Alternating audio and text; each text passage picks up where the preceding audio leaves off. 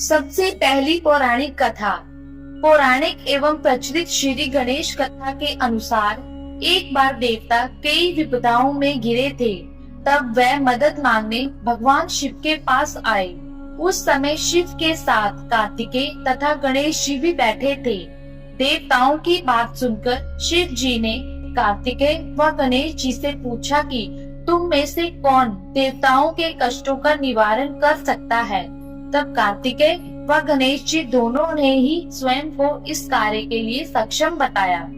इस पर भगवान शिव ने दोनों की परीक्षा लेते हुए कहा कि तुम दोनों में से जो सबसे पहले पृथ्वी की परिक्रमा करके आएगा वही देवताओं की मदद करने जाएगा। भगवान शिव के मुख से यह वचन सुनते ही कार्तिकेय अपने वाहन मोर पर बैठकर पृथ्वी की परिक्रमा के लिए निकल गए। परंतु गणेश जी सोच में पड़ गए कि वह चूहे के ऊपर चढ़कर सारी पृथ्वी की परिक्रमा कैसे करेंगे, तो इस कार्य में उन्हें बहुत समय लग जाएगा। तभी उन्हें एक उपाय सूझा। गणेश जी अपने स्थान से उठे और अपने माता पिता की 7 बार परिक्रमा करके वापस बैठ गए। परिक्रमा करके लौटने पर कार्तिकेय स्वयं को विजेता बताने लगे। तब शिव जी ने श्री गणेश जी से पृथ्वी की परिक्रमा ना करने का कारण पूछा। तब गणेश जी ने कहा, माता पिता के चरणों में ही समस्त लोक है। यह सुनकर भगवान शिव ने गणेश जी को देवताओं के संकट दूर करने की आज्ञा दी। इस प्रकार भगवान शिव ने गणेश जी को आशीर्वाद दिया कि चतुर्थी के दिन जो तुम्हारा पूजन करेगा और रात्रि में चंद्रमा को अर्घ्य देगा, उसके तीनों ताप यानी दैहिक ताप, दैविक ताप तथा भौतिक ताप दूर होंगे। इस व्रत को करने से व्रतधारी के सभी तरह के दुख दूर होंगे और उसे जीवन के भौतिक सुखों की प्राप्ति होगी। चारों तरफ से मनुष्य की सुख समृद्धि बढ़ेगी। पुत्र पौत्रादि धन ऐश्वर्य की कमी नहीं होगी। गणेश चतुर्थी व्रत की दूसरी कथा। एक समय की बात है, राजा हरिश्चंद्र के राज्य में एक कुम्हार था। वह मिट्टी के बर्तन बनाता, लेकिन वे कच्चे रह जाते थे। एक पुजारी की सलाह पर उसने इस समस्या को दूर करने के लिए एक छोटे बालक को मिट्टी के बर्तनों के साथ आवा में डाल दिया। उस दिन संकष्टी चतुर्थी का दिन था। उस बच्चे की माँ अपने बेटे के लिए परेशान थी। उसने गणेश जी से बेटे की कुशलता की प्रार्थना की। दूसरे दिन जब कुम्हार ने सुबह उठकर देखा तो आवा में उसके बर्तन तो पक गए थे, लेकिन बच्चे का बाल बांका भी नहीं हुआ था। वह डर गया और राजा के दरबार में जाकर सारी घटना बताई। इसके बाद राजा ने उस बच्चे और उसकी माँ को बुलवाया तो माँ ने सभी तरह के विघ्न को दूर करने वाली संकष्टी चतुर्थी का वर्णन किया। इस घटना के बाद से महिलाएं संतान और परिवार के सौभाग्य के लिए संकट चौथ का व्रत करने लगी। गणेश चतुर्थी की तीसरी कथा। एक समय की बात है कि विष्णु भगवान का विवाह लक्ष्मी जी के साथ निश्चित हो गया। विवाह की तैयारी होने लगी। सभी देवताओं को निमंत्रण भेजे गए, परंतु गणेश जी को निमंत्रण नहीं दिया। कारण जो भी रहा हो, अब भगवान विष्णु की बारात जाने का समय आ गया। सभी देवता अपनी पत्नियों के साथ विवाह समारोह में आए। उन सब ने देखा कि गणेश जी कहीं दिखाई नहीं दे रहे हैं। तब वे आपस में चर्चा करने लगे कि क्या गणेश जी को नहीं न्योता मिला या स्वयं गणेश जी ही नहीं आए हैं। सभी को इस बात पर आश्चर्य होने लगा। तभी सबने विचार किया कि विष्णु भगवान से ही इसका कारण पूछा जाए। विष्णु भगवान जी से पूछने पर उन्होंने कहा कि हमने गणेश जी के पिता भोलेनाथ महादेव को न्योता भेजा है। यदि गणेश जी अपने पिता के साथ आना चाहते तो आ जाते। अलग से न्योता देने की कोई आवश्यकता भी नहीं थी।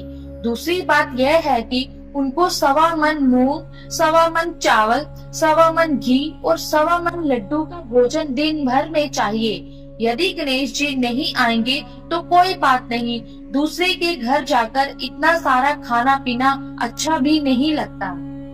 इतनी वार्ता कर ही रहे थे कि किसी एक ने सुझाव दिया, यदि गणेश जी आ भी जाएं तो उनको द्वारपाल बनाकर बैठा देंगे कि आप घर का ध्यान रखना।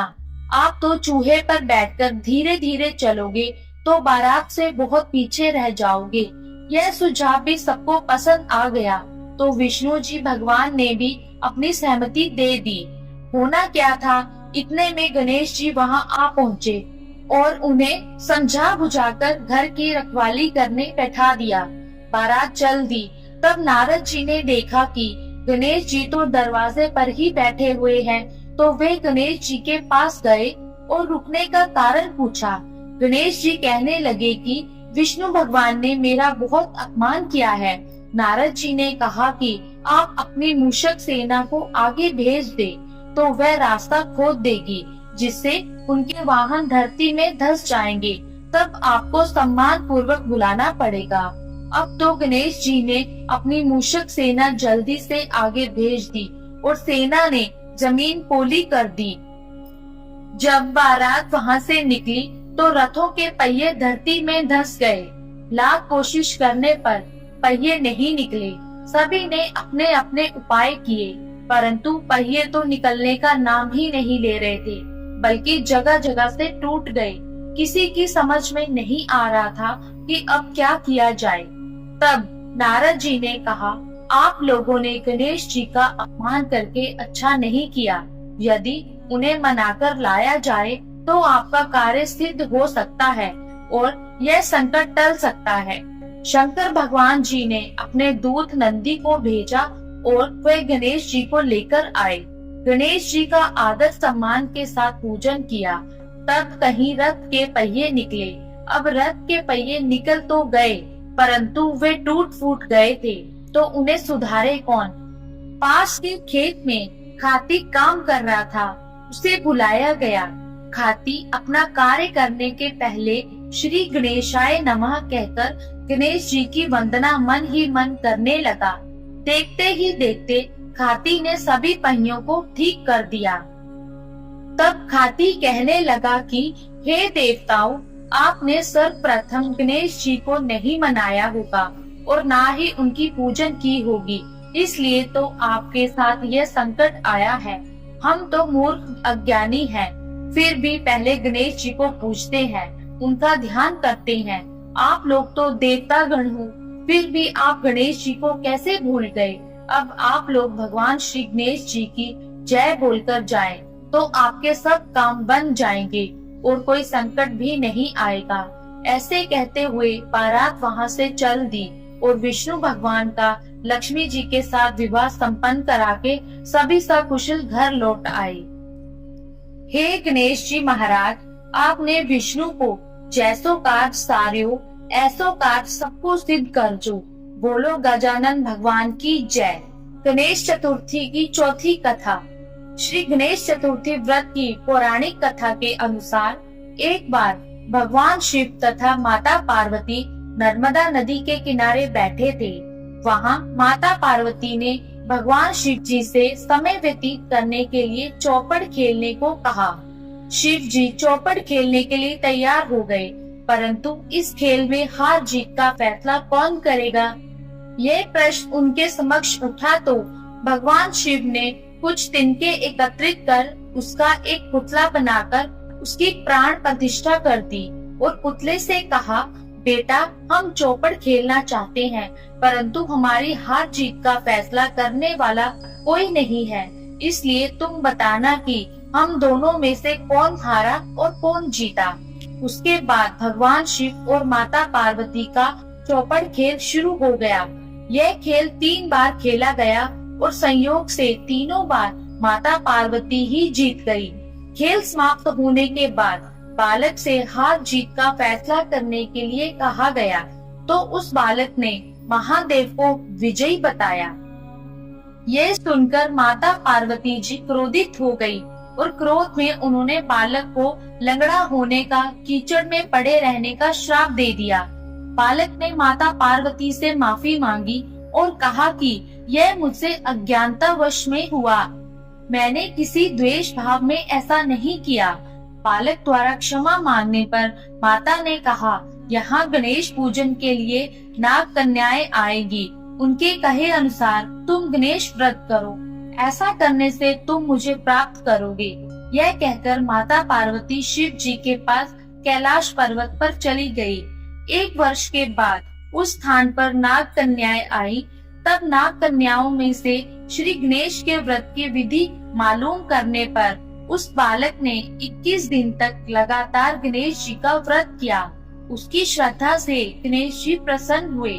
उन्होंने बालक को मनोवांछित फल मांगने के लिए कहा। उस पर उस बालक ने कहा, हे विनायक, मुझ में इतनी शक्ति दीजिए कि मैं अपने पैरों से चलकर अपने माता पिता के साथ कैलाश पर्वत पर पहुंच सकूं और वे यह देखकर प्रसन्न हो जाएं। तब बालक को वरदान देकर श्री गणेश जी अंतर्ध्यान हो गए। इसके बाद वह बालक कैलाश पर्वत पर पहुंच गया और कैलाश पर्वत पर पहुंचने की अपनी कथा उसने भगवान शिव को सुनाई। चौपड़ वाले दिन से माता पार्वती जी शिव जी से विमुख हो गई थी। अतः देवी के रुष्ट होने पर भगवान शिव ने भी बालक के बताए अनुसार 21 दिनों तक श्री गणेश का व्रत किया।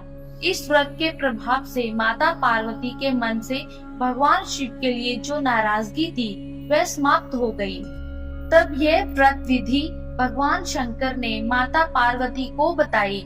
यह सुनकर माता पार्वती के मन में भी अपने पुत्र कार्तिकेय से मिलने की इच्छा जागृत हुई। तब माता पार्वती ने भी 21 दिन तक श्री गणेश जी का व्रत किया तथा ध्रुवा, फूल और लड्डुओं से गणेश जी का पूजन अर्चन किया। व्रत के 21वें दिन कार्तिकेय स्वयं माता पार्वती जी से मिलने आ गए। उस दिन से श्री गणेश चतुर्थी का यह व्रत समस्त मनोकामनाओं की पूर्ति करने वाला व्रत माना जाता है। इस व्रत को करने से मनुष्य के सारे कष्ट दूर होकर मनुष्य को समस्त सुख सुविधाएं प्राप्त होती है। तो ये थी गणेश चतुर्थी की 4 प्रमुख पौराणिक कथाएं। आप सभी को गणेश चतुर्थी की हार्दिक शुभकामनाएं। धन्यवाद।